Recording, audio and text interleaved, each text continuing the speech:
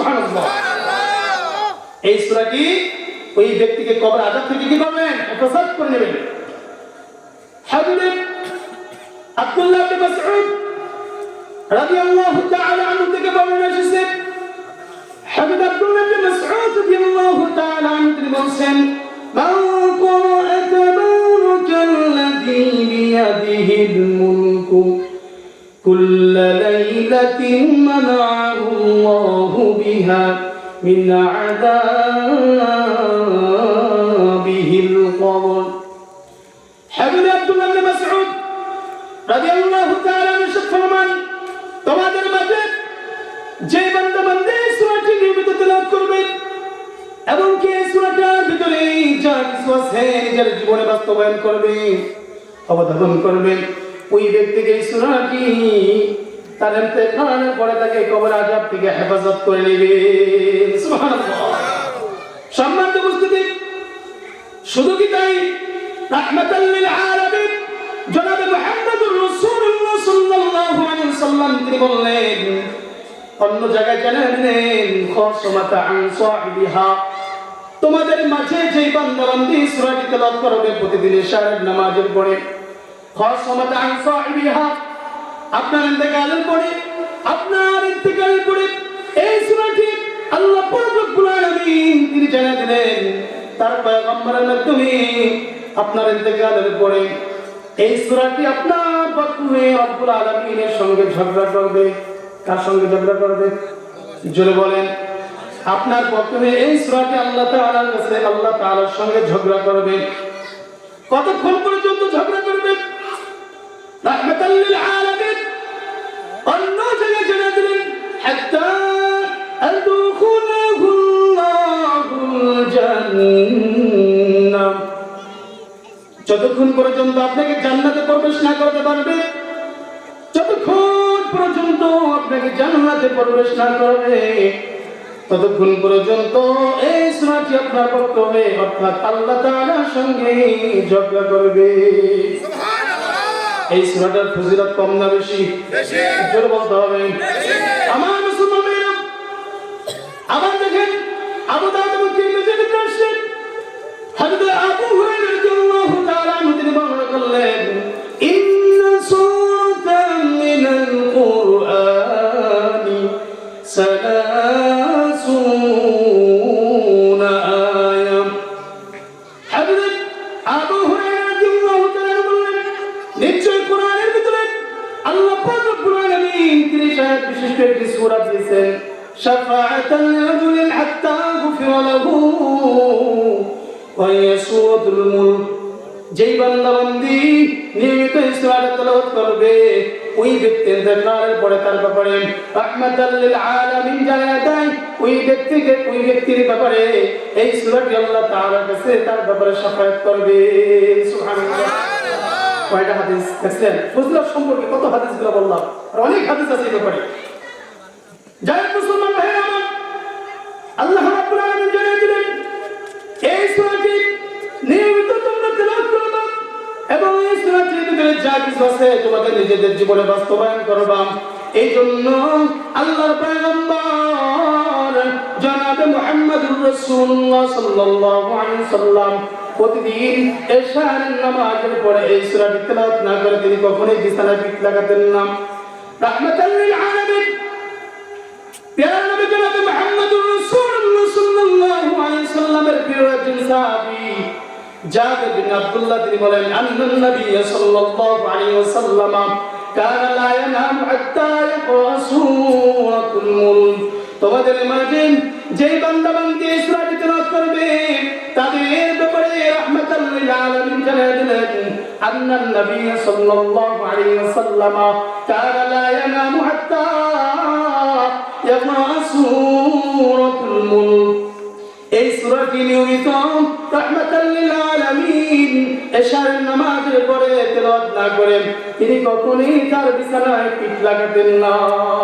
বুঝতেছেন? তাহলে সূরাটা ফজিলত কম না বেশি? এটা আমাদের মুখস্থ করা প্রয়োজন আছে না নেই?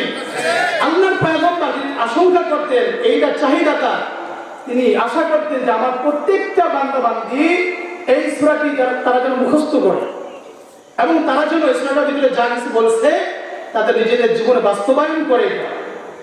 এই সুরাটি হচ্ছে রুকু আছে 2টি, সূরার ভিতরে কয়টি আয়াত আছে 30টি। এটা যদি আপনি প্রতিদিন অন্তত 3 আয়াত করে মুখস্থ করেন, কয় আয়াত জোরে বলেন, 3 আয়াত করে যদি মুখস্থ করেন আপনার 10 দিন সূরাটি মুখস্থ হয়ে যাবে।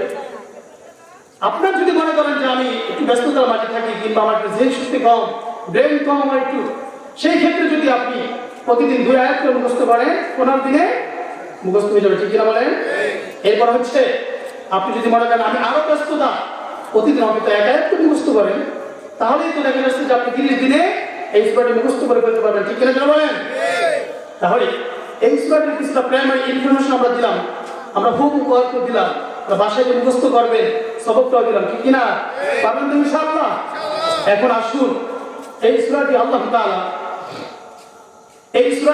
তাআলা কেন নাযিল করেছেন, এটার কারণটা কি, এটার ভিতরে কি আছে, এটার কারণটা কি? আল্লাহ তাআলা বলতেছে এই সূরাটি হচ্ছে কাফের মুশরিক যারা, নাস্তিক যারা, তাদের জন্য সূরাটির ভিতরে কঠিন মেডিসিন রয়েছে, তাদের জন্য কঠিন ডোজ রয়েছে। এটা অনেকেই বলে স্রষ্টা বলতে কেউ নেই, বলে কি বলে না?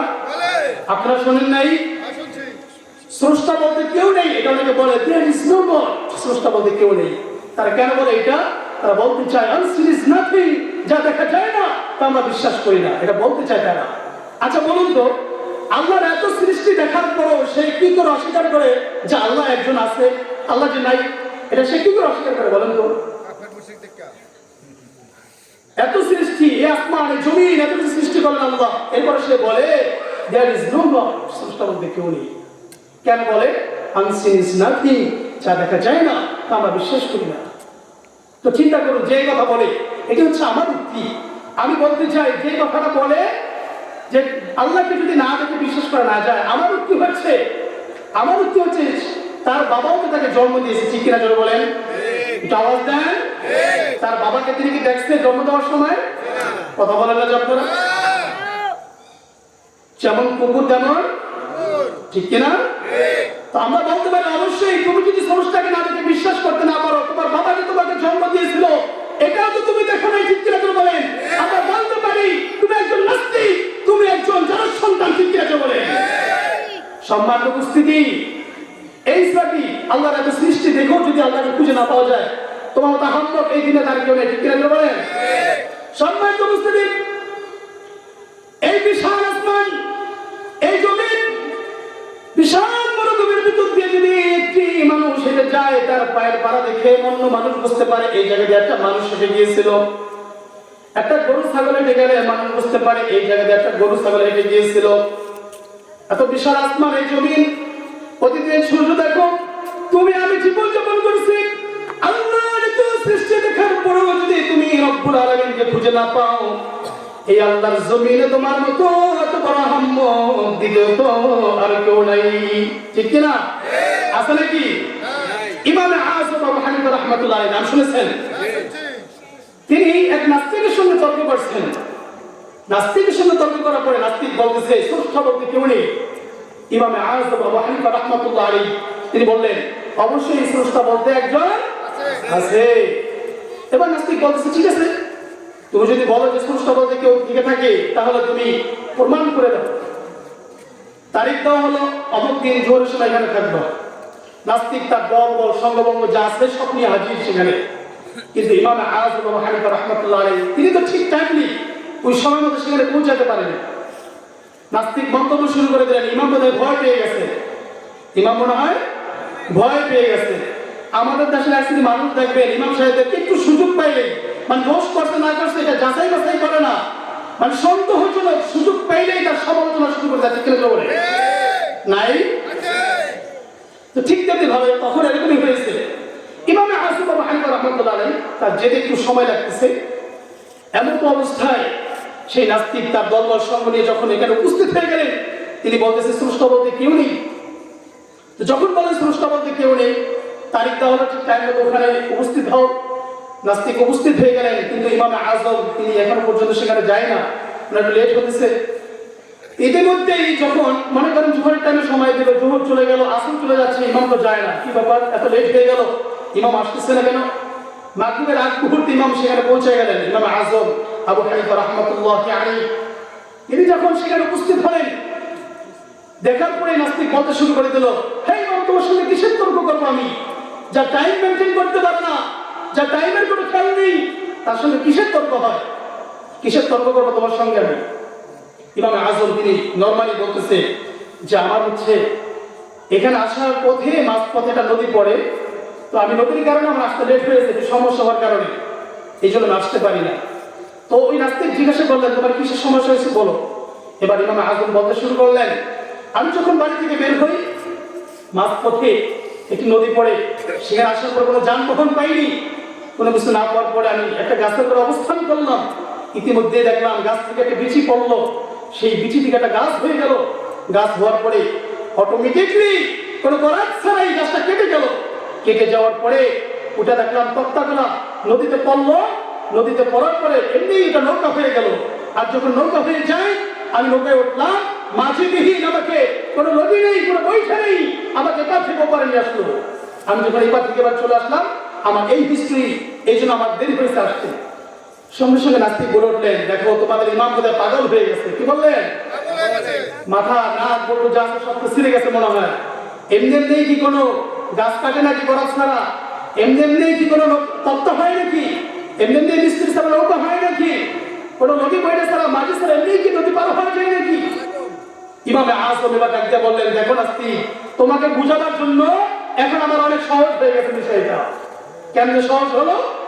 আমার মুসলমান ভাইরা, এবার ইমামে আজম আবু হানিফা রাহমাতুল্লাহি আলাইহি ডাক দিয়ে বললেন, ও নাস্তিক, আমিও জানি এমনি এমনি করা ছাড়া কোনো গাছ কাটা যায় না। আমিও জানি এমনি এমনি কোনো তক্তা হয় না, কোনো মিস্ত্রি ছাড়া এমনিতেই কোনো নৌকা হয় না। যেহেতু কোনো মিস্ত্রি ছাড়া নৌকা হয় না, কোনো নদী বইটা ছাড়া, কোনো মাটি ছাড়া নৌকা পার হয়ে যায় না, আমি ওটা জানি নাস্তিক। শোনো নাস্তিক, এই যে বিশাল আসমান দেখেছেন, এই বিশাল আসমানটা খুঁটিবিহীন কোন আমাদের মাথার উপরে সৃষ্টি করলেন। এই যে বিশাল জমিন দেখা যায়, এই জমিনটা কে বানাইলো? তুমি আমি জীবন যাপন করি, তোমাকে আমাকে কে পরিচালনা করে? এই যে চন্দ্র ওঠে, এই চন্দ্রগুলাকে ওঠায়, তোমার আমার জীবন যাপন, এই গোটা পৃথিবীটা কিভাবে পরিচালনা হয়? অবশ্যই অবশ্যই এর পিছনে একজন পরিচালক আছে, ঠিক কিনা করে বলে? আছে না নাই? এই যে পরিচালনা করতেছে আপনি আমি, চন্দ্র সূর্য, এই আসমান জমিন, এগুলো পরিচালনার জন্য একজন স্রষ্টা নাই? এই উক্তি যখন দিলেন, আচ্ছা আমি আপনাদের কাছে জিজ্ঞাসা করতে চাই, এই যে আপনাদের মাথার উপরে মুন্সিগঞ্জের মুসলমান, আমি আপনাদের কাছে জিজ্ঞাসা করতে চাই, এই যে আপনাদের মাথার উপরে যে আসমান দেখা যায়, এই আসমানে কোনো পিলার আছে নাকি? কোনো খুঁটি আছে নাকি? কারো শ্বশুর বাড়ি নানির বাড়ি একটা আছে নাকি? কোথাও তো নাই, ঠিক কিনা বলেন? ওই খুঁটিহীন নীলাকাশ ভুবন মাঝে তুমি কুদরতি সারাই রেখেছো, এই শ্যামল পৃথিবীর চিত্রখানি তুমি নিপুণ তোমার হাতে এঁকেছো। ওগো আল্লাহ, শুকর তোমার, আমার যে মুসলিম করেছো। ওগো আল্লাহ, শুকর তোমার, আমার যে মুসলিম করেছো। ঠিক কিনা জোরে বলেন? এই যে মাথার উপরে আসমান, তার মানে খুঁটিবিহীন এই আসমানকে আল্লাহ তাআলা সৃষ্টি করেছেন, ঠিক কিনা জোরে বলেন? তার মানে এই পৃথিবীতে এই আসমান, এই জমিন, আপনি আমি যে যারাই পরিচালনা হচ্ছি, যা কিছু পরিচালনা হইতেছে, এগুলার পিছনে একজন পরিচালক আছে না নাই? তিনি কে আমি জানতে চাই। চিৎকার করে বলতে হবে, তিনি হচ্ছেন কে? আল্লাহ। ঠিক কিনা জোরে বলেন? সঙ্গে সঙ্গে ওই নাস্তিক এবার ডাক দিয়ে বলতেছে, ও নাস্তিক ইমামকে ডাক দিয়ে বলতেছে, ইমাম আজম, আমি তো বুঝতে পারি নাই, আমি তো বুঝতে পারি নাই এতদিন, এখন বুঝতে পেরেছি। আমাকে তুমি, আমি তো এত গভীরভাবে তোমাকে চিন্তা করি নাই, তুমি আমাকে এখনই কালিমা পড়ে মুসলমান বানাইলে। সুবহানাল্লাহ। সঙ্গে সঙ্গে ওই নাস্তিককে ওই ইমাম আজম আবু হানিফা রাহমাতুল্লাহ রাহমাতুল্লাহি আলাইহি তিনি কালিমা পড়ে মুসলমান বানিয়ে দিলেন। তিনি পড়া দিলেন লা ইলাহা, জোরে জোরে লা ইলাহা ইল্লাল্লাহ, লা ইলাহা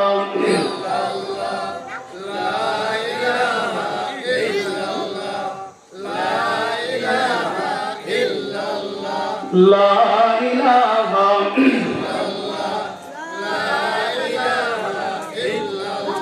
আসমানের মালিক যেই আল্লাহ, জমিনের মালিক সেই আল্লাহ, হায়াতের মালিক যেই আল্লাহ, মওয়াতের মালিক সেই আল্লাহ, লা ইলাহা ইল্লাল্লাহ, জোরে জোরে লা ইলাহা ইল্লাল্লাহ, লা ইলাহা ইল্লাল্লাহ, লা ইলাহা ইল্লাল্লাহ মুহাম্মাদুর রাসূলুল্লাহ সাল্লাল্লাহু আলাইহি ওয়াসাল্লাম। ওই নাস্তিক সঙ্গে সঙ্গে কালেমা পড়ে গিয়েছে, মুসলমান হয়ে গেছে। এখন আসুন মুসলমান ভাইরা আমার, এই সূরাটির ভিতরে আল্লাহ তাআলা কি বলতে চেয়েছেন, কি বলছেন, যেহেতু সময় নেই সংক্ষিপ্ত আকারে কিছুটা বলার চেষ্টা করব ইনশাআল্লাহ। এই সূরার ভিতরে আল্লাহ তাআলা প্রথম আয়াতেই বলেন তাবারাকাল্লাযী বিয়াদিহিল মুলকু ওয়া হুয়া আলা কুল্লি শাইইন কাদির।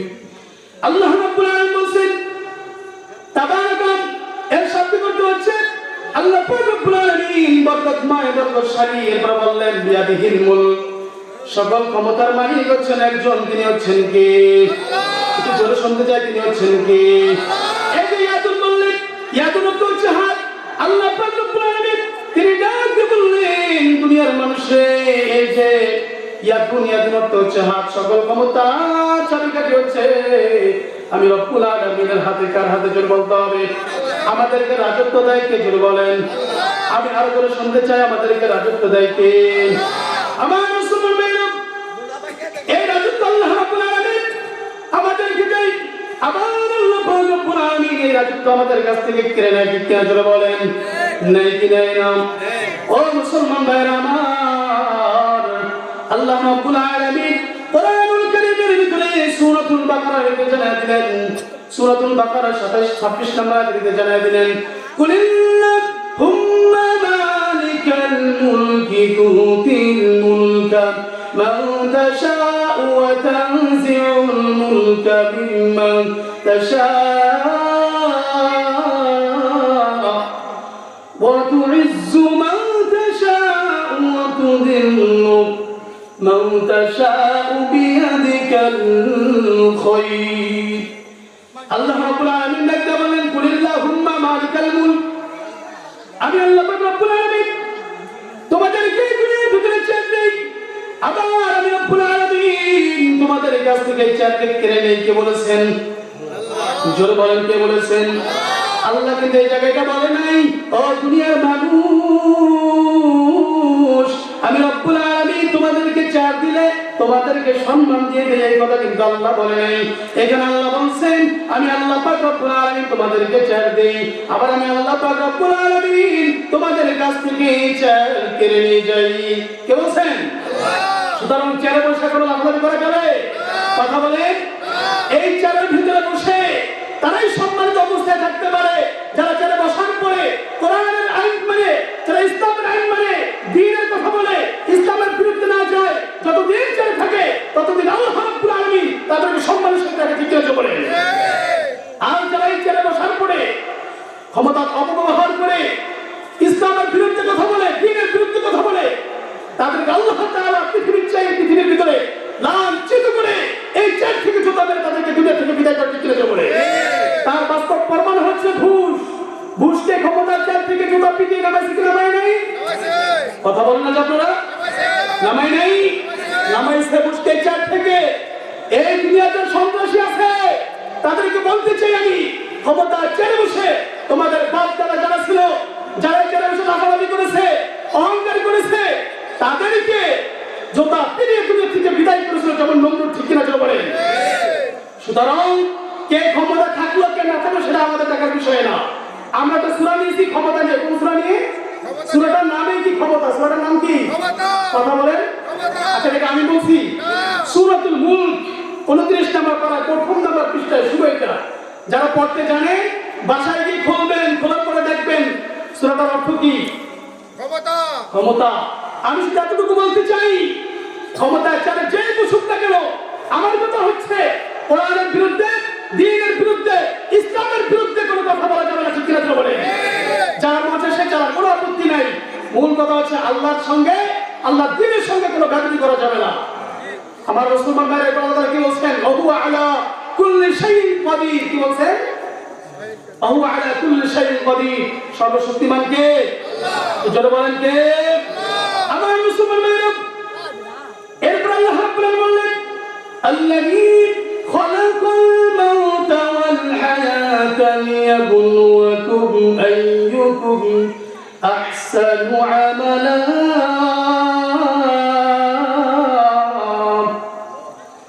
আল্লাহ রাব্বুল আলামিন দেখতে বললেন আল্লাযী খালাকাল মাউতা, ও দুনিয়ার মানুষ, আমি আল্লাহ পাক রব্বুল আলামিন তোমাদেরকে মাউত দিলাম, ওয়াল হায়াত, আমি রব্বুল আলামিন তোমাদেরকে হায়াত দিলাম। কেন দিলাম? লিয়াবলুয়াকুম আইয়ুকুম আহসানু আমালা। আমি রব্বুল আলামিন দেখতে চাই দুনিয়ার ভিতরে কে কতটুকু ভালো আমল করে আমার কাছে আসতে পারে। কে দেখতে চায়? জোরে বলেন কে দেখতে চায়? আল্লাহ তাআলা বলেন আল্লাযী খালাকাল মাউতা, ও দুনিয়ার মানুষ, মুন্সিগঞ্জের মুসলমান, আমি জানতে চাই আমাদেরকে মাউত দিয়েছেন কে? আমি আরো শুনতে চাই মাউত দিয়েছেন কে? ওয়াল হায়াত, আমাদেরকে হায়াত দিয়েছেন কে? এখানে আল্লাহ রাব্বুল আলামিন কেন আগে হায়াতের কথা বললেন, কেন আগে মাউতের কথা বললেন? এই জন্য বললেন, মুফাসসিরগণ তাফসীরে বললেন এই জন্য আল্লাহ পাক রব্বুল আলামিন তোমাদেরকে আগে মাউতের কথা বললেন। ও দুনিয়ার মানুষের শোনো ভালো করে, এই দুনিয়ার ভিতরে তুমি যাই কিছু করো না কেন বান্দা, এই কথাটা মনে রাখো, তোমার একদিন মরতে হবে। কি বলেছেন? এই দুনিয়ার ভিতরে যা কিছু করো বান্দা, এই কথাটা মাথায় রেখো, তোমার একদিন মরতে হবে। আজকে চুরি করো, আজকে সুদ খাও, আজকে ঘুষ খাও, আজকে জিনা করো, আজকে নাফরমানি করো, আজকে দুনিয়ার ভিতরে আল্লাহ পাক রব্বুল আলামিনের ইবাদতকে অস্বীকার করো। আল্লাহ বলেছে দুনিয়ার মানুষের তোর হায়াতের আগে তোর মাউতের কথা বললাম, এই জন্য বললাম ও দুনিয়ার মানুষ এই কথাটা মাথায় রেখো, তোমার একদিন মরতে হবে। বলেছেন কে? এরপর রব্বুল আলামিন ডাকে বলল ওয়াল হায়াতা, আমাদেরকে হায়াত দিয়েছেন কে? আর করে বলেন আমাদেরকে হায়াত দিয়েছেন কে? আল্লাহ তাআলা হায়াত দিয়েছেন। এরপরে জানা দেওয়া হলো কেন আমাদেরকে হায়াতের মাউত দিলেন? এই জন্য দিলেন লিয়াবলুয়াকুম আইয়ুকুম আহসানু আমালা। ও দুনিয়ার মানুষ, আল্লাহ রাব্বুল আলামিন তিনি দেখতে চাই দুনিয়ার ভিতরে কে কতটুকু ভালো আমল করে এরপরে আমার কাছে আসতে পারে। এই যে আল্লাহ তাআলা বললেন আহসানু আমালা, আহসান অর্থ হচ্ছে সুন্দর আমল। আল্লাহ কিন্তু চাইলে এখানে আকসার দিতে পারতেন। ঠিক কিনা চলে বলেন? আকসার অর্থ হচ্ছে অনেক আমল। আল্লাহ কি অনেক চাইছে না ভালো চাইছে? কথা বলেন। কি চাইছে? ভালো চাইছে। তাহলে এই ভালো আমল করতে পারবো ইনশাআল্লাহ।